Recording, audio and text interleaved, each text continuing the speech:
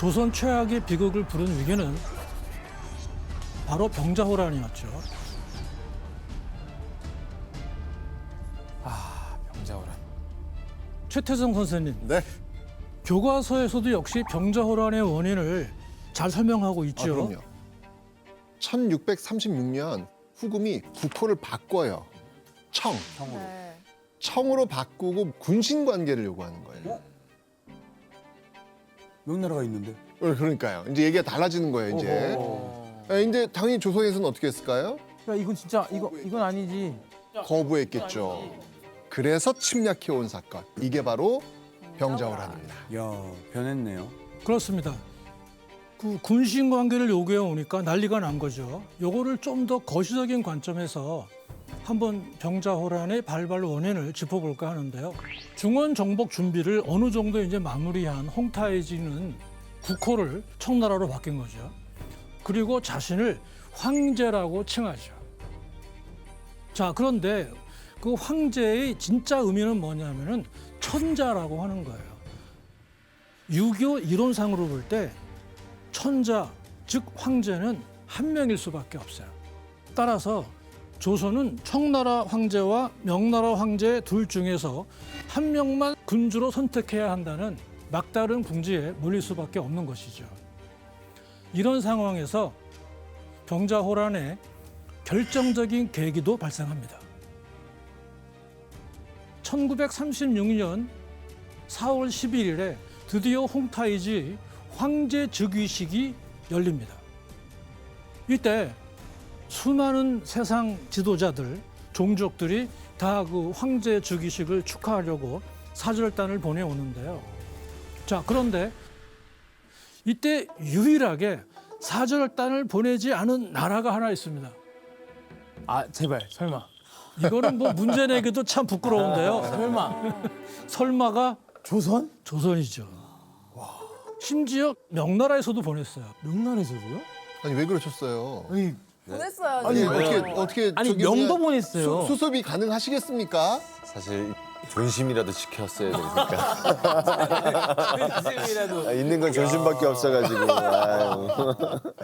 자, 그런데 이때 조선이 사절단을 보내긴 않았지만 그 전에 다른 일 때문에 심양에 가 있던 조선 사신이 있었어요. 청나라에서는 이들에게 조선을 대표해서 대관식에 참석하라고 요구합니다. 근데 이 조선 사신이 이런지하에 거절해요. 지금 그 심양에 있는데도 그렇죠. 자, 이렇게 거절을 하니까 이 화가 난 청나라 관리 군인들이 조선 사신을 두들겨 팹니다. 그래서 얻어맞고 강제로 끌려서 대관식에 참석합니다. 와, 근데 진짜 이런 말 이 맞는 말인지 모르겠지만 진짜 깡따구가 있어요. 맞아요. 근데 문제는 뭐냐 하면은 각국의 사절단이 와서 이렇게 절을 하면서 축하를 올리는 거 아니겠습니까? 자, 근데 조선 차례가 왔는데 이 얻어맞고 나온 나더컷 이확 두 사람이 절을 안 하는 거예요. 남은 건 존심밖에 없다. 대박이다. 근데 이게 인조의 마음인 건가요? 아니죠. 아직 절하지 말아라. 이런 뭐 명령을 받은 것도 아니에요. 본인들의 의지네요. 할 수 없다는 거지. 네. 그러니까 그들 스스로 판단한 거예요. 그러니까 이거는 홍타이지를 황제로 인정할 수 없다는 거죠. 자, 여러분들이 만약에 홍타이지였다면 이 두 사람을 어떻게 했겠어요? 만약 그 당시에 저면은 아니 거기서 이미 목숨을 좀 네. 어떻게 느낀? 다 나를 위해서 모인 이 자리에서 그 두 사람이 분위기를 흐리는 거잖아요. 그렇죠. 그럼 왜 이들이 왜 여기 있는지조차 이해가 안 갈 것 같아요. 자, 그런데 홍타이즈는 자기 축제 분위기에 찬물을 끼얹은 나더콘과 이역을 살려주고 조선에 무사히 귀국하게 조치해 줍니다. 그러니까 보통 사람은 아니죠. 너무 기분이 좋았나 봐요. 그날 너무 기분이 좋아서. 너희가 아무리 인사를 안 해도 물론 이제 여기서 뭐 사신을 죽여버리면 가뜩이나 사이가 안 좋은 조선하고 더 사이가 틀어지는 것도 있겠지만 더 정확한 이유는 만인이 보는 앞에서 내가 진정한 천자라고 하는 관대함을 보여주기 위해서 그렇게 했지만 속으로 이제 칼을 가는 것이죠. 아무리 아무것도 안 하더라도 결국은 조선에 복수를 할 것 같아요. 그렇죠. 이런 식으로 홍타이지가 칭제한 이후에 인조도 이런 말을 합니다. 저들이 이후의 문서에 제호를 쓰지 않을 경우에는 받지 않겠다라는 것으로 협박해 온다면 우리도 비록 병화를 입게 되는 한이 있어도 절대 들어주지 못하겠다는 뜻으로 답하라. 아니 근데 우리가 피해를 받더라도 우리는 절대 들어주지 않겠다는 거잖아요. 그럼 어떻게 하겠다는 거예요 지금? 맞서겠다는 거예요. 되돌리겠다는 거지. 전쟁 불사예요 지금. 싸우겠다는 거잖아요 지금요. 그러니까 명나라와 힘을 합쳐서 싸운다면 우리가 꼭 진다는 것도 아니다. 승산이 있다. 이제 이런 지금 얘기를 하고 있는 거예요 지금요. 가능한 말을 하는 거죠. 지금 가능한 얘기인 거예요. 아니 그때 당시에 명나라도 이 내분이 많이 이제 반란이 일어나서 그걸 수습하기에도 바빴던 그런 형세였었어요. 많이 기울었구나. 근데 그때 분위기 자체가 워낙에 척하 분위기였기 때문에 인조도 어떻게 할 수가 없었어요. 왜냐하면 자기 자리가 위협받고 있었으니까. 와 근데 이 정도 분위기였을지는 몰랐어요. 이 당시를 공부할 때 척화론 나오고 주화론 같이 나오잖아요. 근데 동등한 게 아니라 척화론이 거의 한 99%였네요. 네, 맞습니다. 척화론이 한 9대 1 정도 이상으로 강했습니다. 맞아요. 그래서 1636년 12월 9일 홍타이지는 병자호란을 일으킵니다.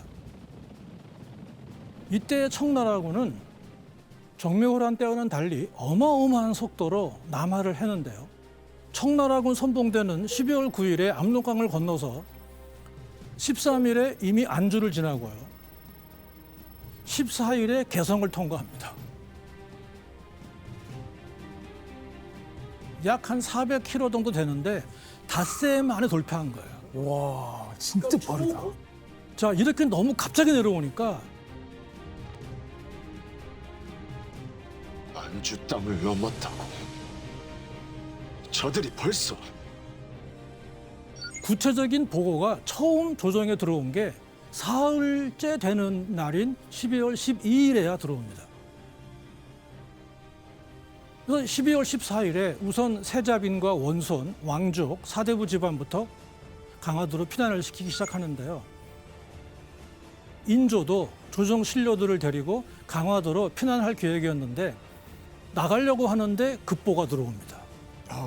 청나라 군대가 양철평, 지금의 은평구 일대로 보시면 됩니다. 여기까지 그 사이에 또 남아에 온 거예요.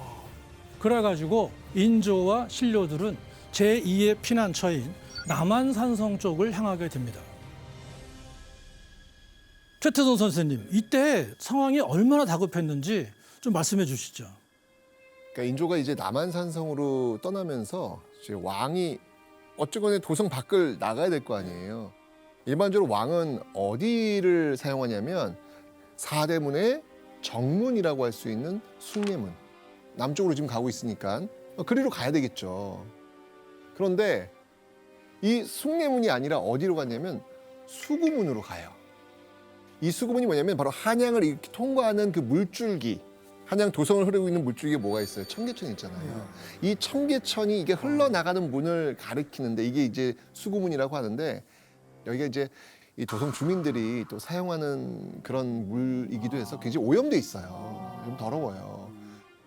게다가 이 문은 또 뭐라고 하냐면 시구문이라고 하거든요. 시구문, 시자가 뭔지 아세요? 시신할 때 그 시자. 그러니까 사람이 죽었을 때 나가는 문이기도 해요. 여기를 왕이 지금 사용한다는 얘기는 지금 이 왕이 얼마나 지금 허둥대고 있는지를 보여주고 있는 거죠 지금. 사실 방에 불이 나는데 나 원래 이 문으로 나가야겠다 이렇게 생각은 안 하잖아요. 일단 뚫려 있는 문으로 나가는 거야. 엄청 급했다는 건데. 지금 총각을 다투는 국가 비상사태입니다. 그래서 속된 말로 하면 눈썹이 휘날리게, 좀 점잖게 얘기하면 너무나 다급하게 한양을 떠난 인조와 조정 신료들은 14일 그날 밤 남한산성에 무사히 들어갑니다.